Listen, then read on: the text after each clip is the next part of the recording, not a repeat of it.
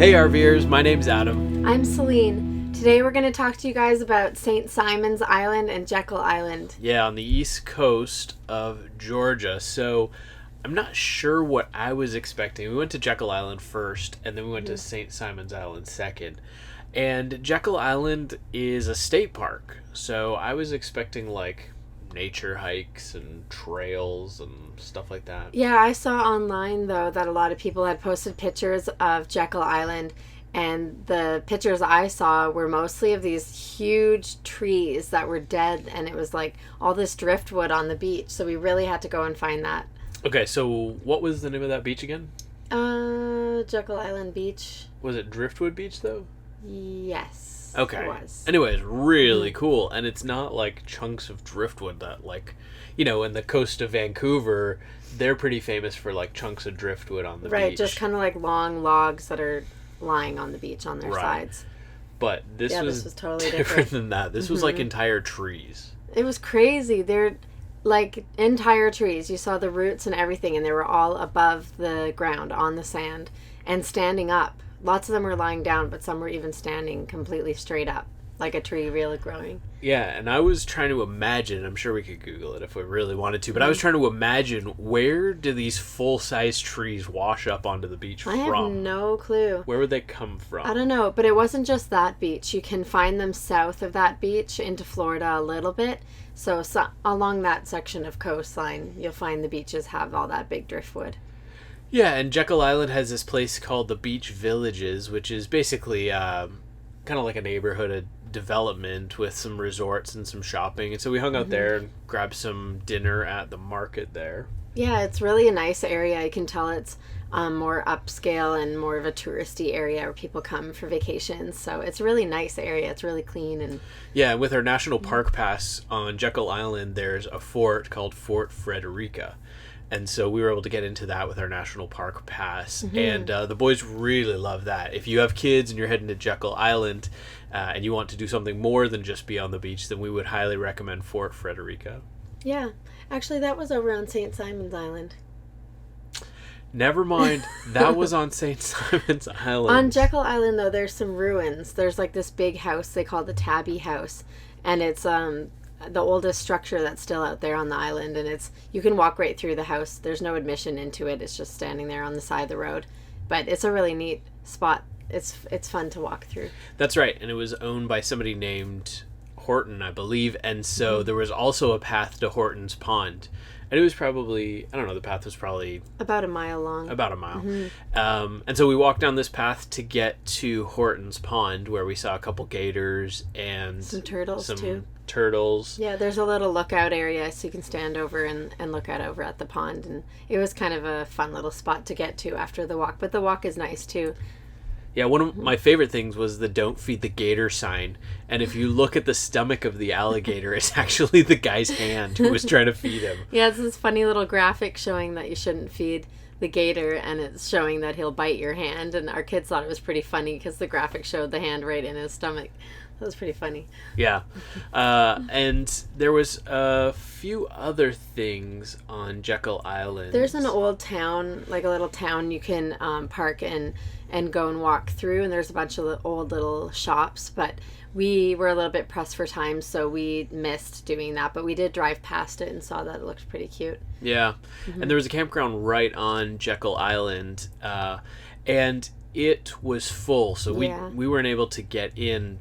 But I'm not sure that we missed out on anything. We stayed at a park called Blythe Island Park, which is about 20 minutes from Jekyll Island. Yeah, it was really perfect because we were right in between Jekyll Island and St. Simon's Island, and since we had 2 days, it was better that we weren't staying right on Jekyll Island. Yeah, and Jekyll Island costs $8 to get in, but all the parking's free once you're on the island, so it's kind of like prepaying for parking, basically.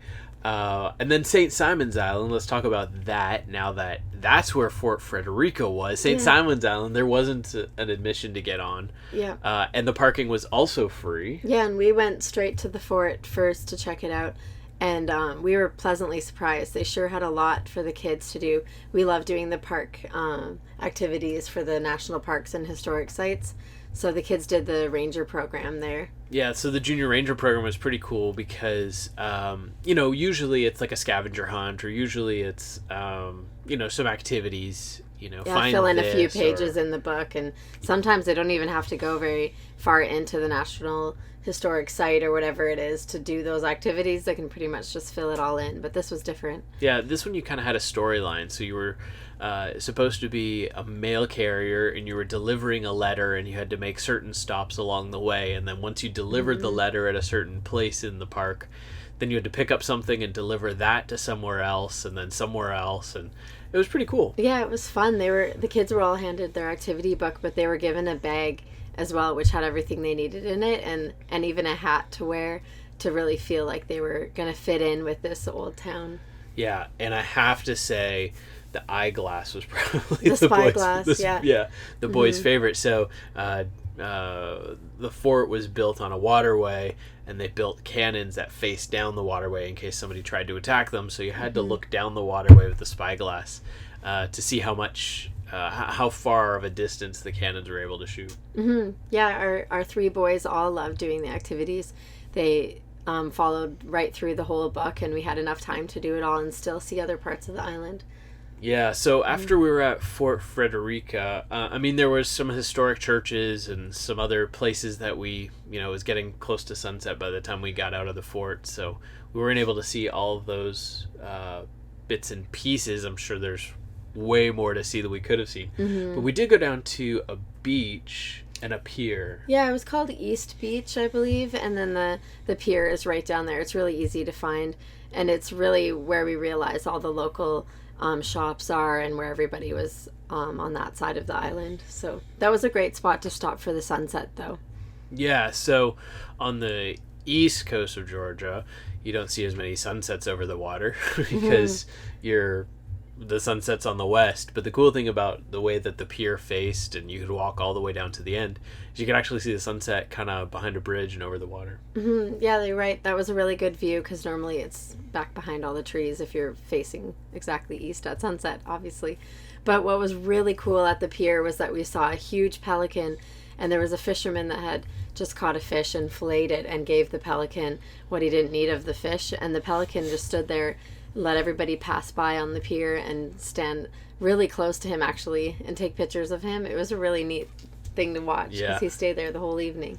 And I heard somebody else say, I've seen this pelican here all the time, so I'm guessing that guy was a local. So hey, pretty good chance if you go down to that pier you might be able to catch a look at that pelican. I don't know if you caught it, but I think I heard somebody actually say his name, and they were naming the pelican, so they all knew him as a... Yeah, but who knows if it's just the guy who's like, oh yeah, that's Charlie. I know, it's but like, everybody calls him Charlie? Sure. Yeah, all the locals knew him, so he must be around. I think he was just making it up, but that's all right. And then we wandered around. There were some shops there, and there were some restaurants, and we found our magnet. So if you don't know, we always get a magnet when we visit different places, and we stick it on our fridge. And actually down there by the pier as well, there was a playground where we hung out for almost an hour waiting for sunset, and there was a large area there and a lot of other kids, so the boys all had fun there. And I think there was even a local library just past just by the playground, but we didn't get a chance to go in it. And also a lighthouse, but you have to pay an admission to go climb the steps. So we went over to check it out, but it had already closed. Yeah, so one of the cool things that we were able to show our boys is we went to Jekyll Island the first day. We went to St. Simon's Island the second day. The first day on Jekyll Island, on that driftwood beach, what I'm imagining it's called, with the huge trees that were driftwood, you could actually see the lighthouse. So when we were over on St. Simon's Island, we were able to point to them right by the playground was the actual lighthouse. So we said, hey, remember that lighthouse we saw yesterday? Yeah, that was really cool. The kids were really surprised when they saw that was the same one we were looking at the day before from the beach on the other island. Yeah. And there was something else. Oh! Yeah, there's a water tower that we could see as well. Oh, yeah, that's from interesting. Our hike. Yeah. I'm talking about the ginormous cargo ship that's tipped over in the bay. So we're on Driftwood Beach area on Jekyll Island looking over in this big boat. And Celine says, I think that looks like a ship is tipped over. And I'm like, it does, but I can't imagine that's actually what it was. Yeah, and it wasn't moving. It wasn't floating or anything. It was just staying there. Ginormous ship tipped over. Yeah, and when we could see it from St. Simon's Island, then we for sure got the proper information from other people, and they told us that it had tilted or tipped over on its side last fall, and I did look more about it online. Yes, for the record, we didn't watch it tip over. No, it was there. But it's still sitting there. Yeah, there's some information about it online, but it was kind of fascinating because we hadn't heard about that happening. But it was all over the news, I guess, when it happened last fall. Yeah.